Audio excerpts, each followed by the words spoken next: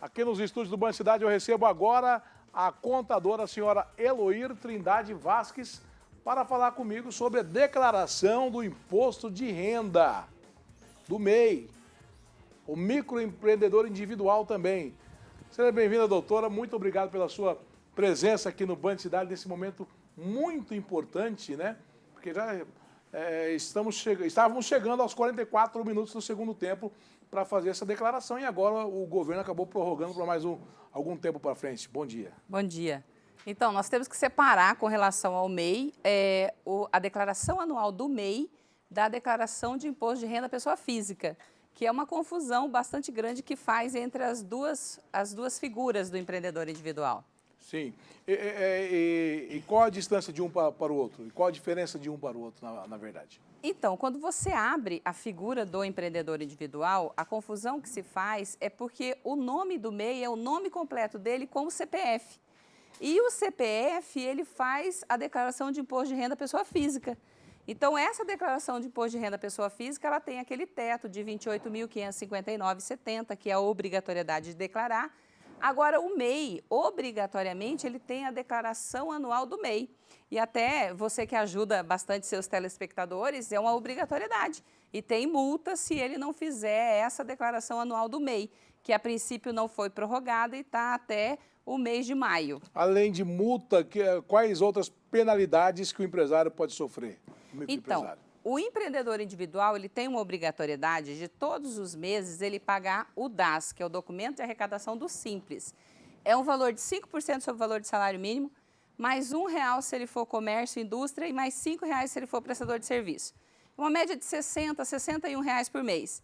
E para você ter uma ideia, tem muita gente que está devendo. E aí é um problema, porque ele vai, esse valor, se ele não finalizar, se ele não fechar a empresa dele, esse valor ele vai acumulando. E é uma obrigatoriedade que ele tem que fazer. E lá na frente vai sofrer uma grande penalidade, com certeza, né? Com certeza. Então, aquelas pessoas que não estão pagando, eles não vão ter o benefício do INSS e ainda vão ter essa dívida lá na frente para pagar. Senhora Eloir Trindade, fala pra gente. Quem recebeu o auxílio emergencial, mais uma vez, explica certinho, vai ter que declarar o imposto de renda? A pessoa já está numa situação complicada. Se já recebeu o auxílio é porque realmente acredito que aquele auxílio do governo pode estar realmente suprindo as necessidades básicas de uma família. Parte, né? Parte. Mas vai ter que declarar? Então, essa informação depende, a palavra. Porque é o seguinte, a declaração do imposto de renda pessoa física, ela tem as suas normativas. E para aquele que é MEI, ele tem que ter recebido R$ 22.847,56. Um dos itens, Brasil, que a pessoa vai ter que verificar é o seguinte, se ele tem dependente ou se é ele mesmo quem fez esse recebimento.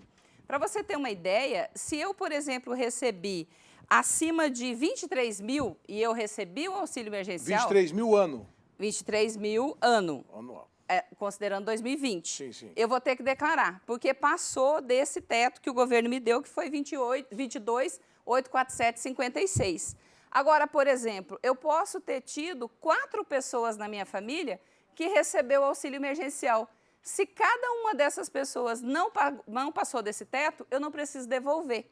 Então, é essa análise que tem que ser feita com relação a esse recebimento. Então, às vezes a pessoa ouve assim, vai ter que devolver, você fica desesperado, né?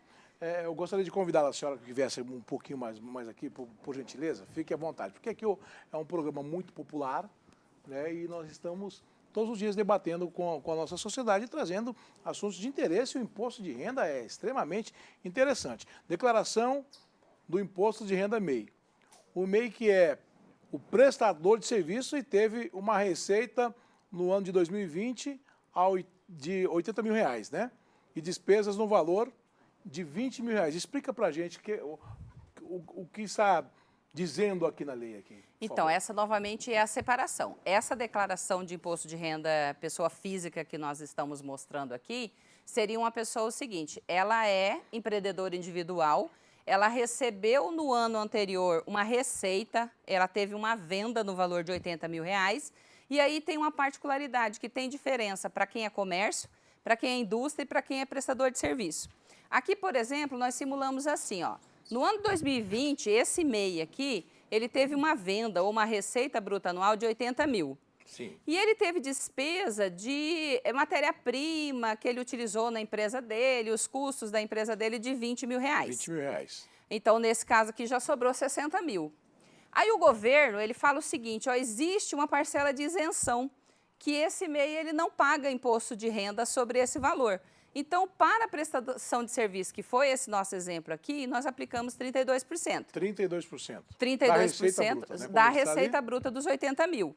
Então, nesse nosso caso aqui, 25.600. Então, aqui, a conta que é feita e que esse empreendedor individual ele tem que fazer para saber se vai ter a declaração de imposto de renda pessoa física é se depois que ele fizer essas reduções, se ainda assim sobra esse valor superior a R$ 28.559,70.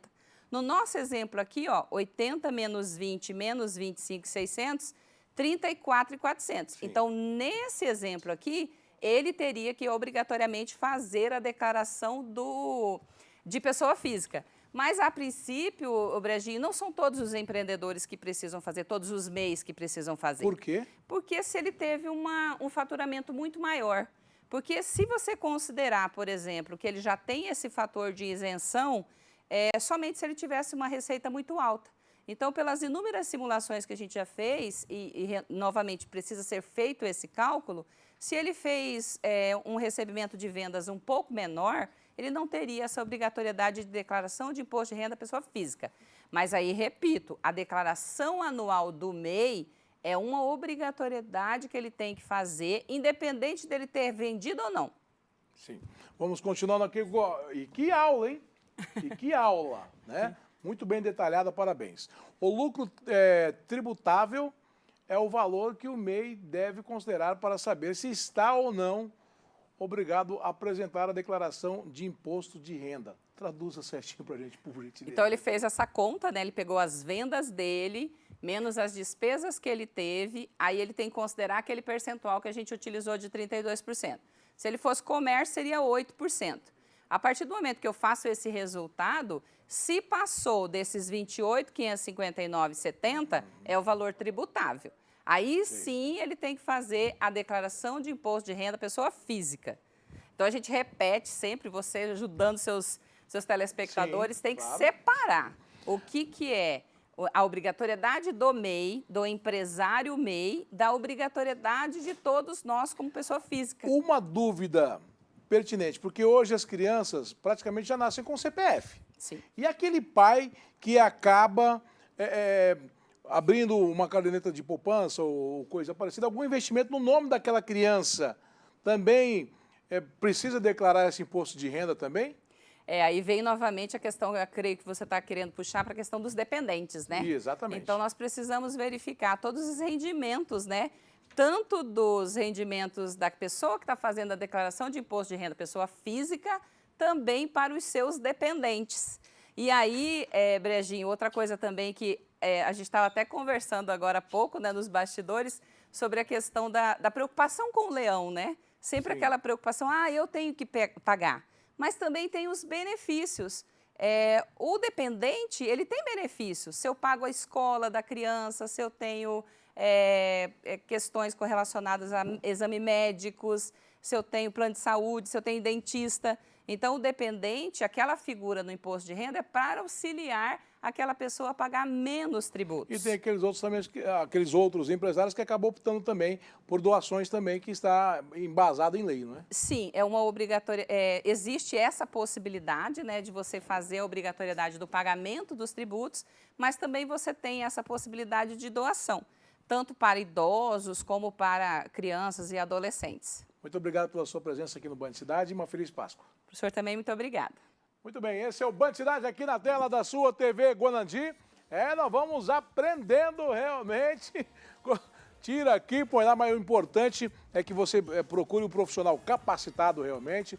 No caso, ela é contadora, procure o seu contador. Entre também nas redes sociais para que você possa se informar realmente, porque o leão está aí.